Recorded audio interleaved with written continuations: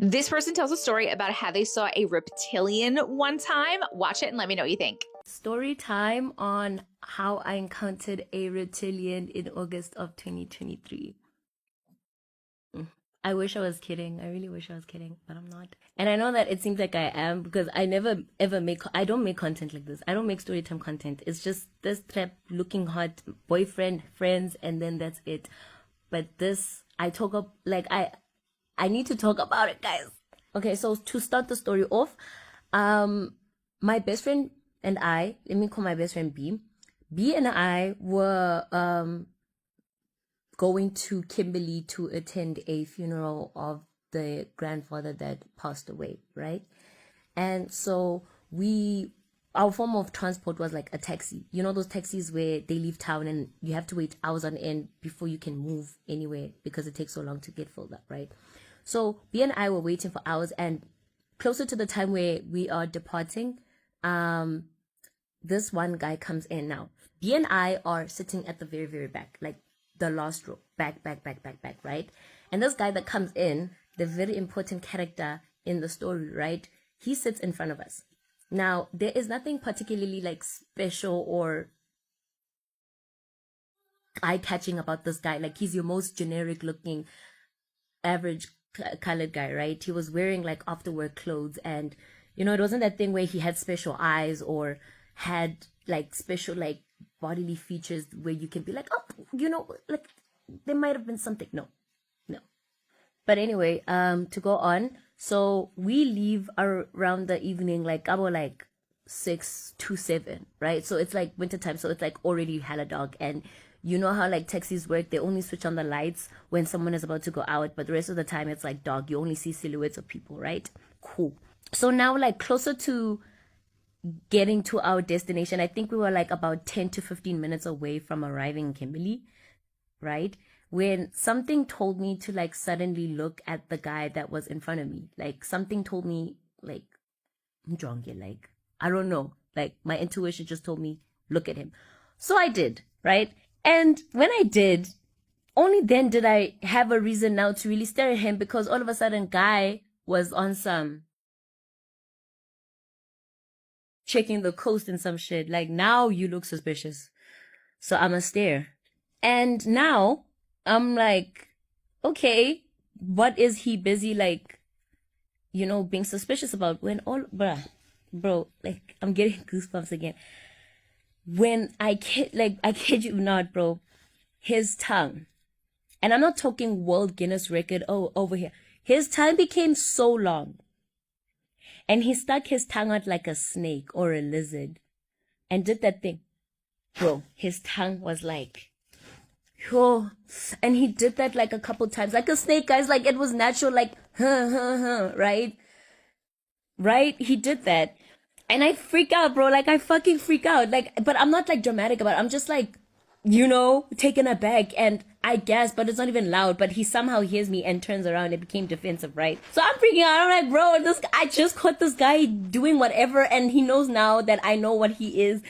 Or what the fuck is going on? So I'm like, okay, no. I try to wake B up. I'm like, yo, B, wake up. And I can see that this guy's now paying attention to what I'm about to say to B, because he knows now that I know. And so now I'm like, I'm feeling watched, I'm feeling listened to, and I'm like, okay, never mind, go back to sleep. We'll talk when we get there. So we get there, right? We take our bags out. We're waiting for B's dad to pick us up, right?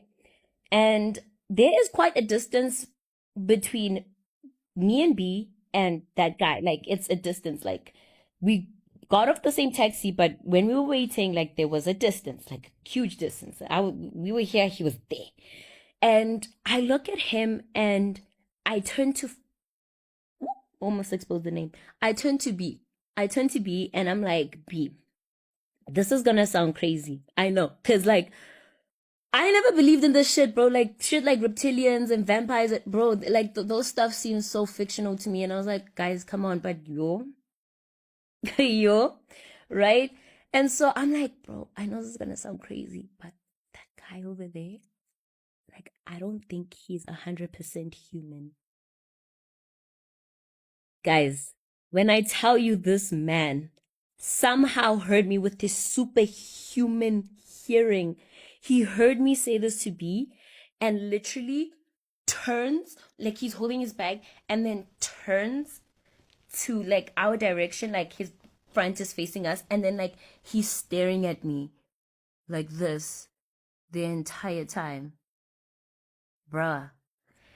And I'm like, B, bro, how far is your dad? Like, dead ass, how far is your dad? And B's like, no, my dad is almost here, da da da da, don't freak out. And guys, I don't blame B for like underreacting, because like B was going through grief and a lot was going on in that month. A lot was going on. So we didn't really get to like break down what the fuck happened, because August of that year was absolutely insane for everyone, right?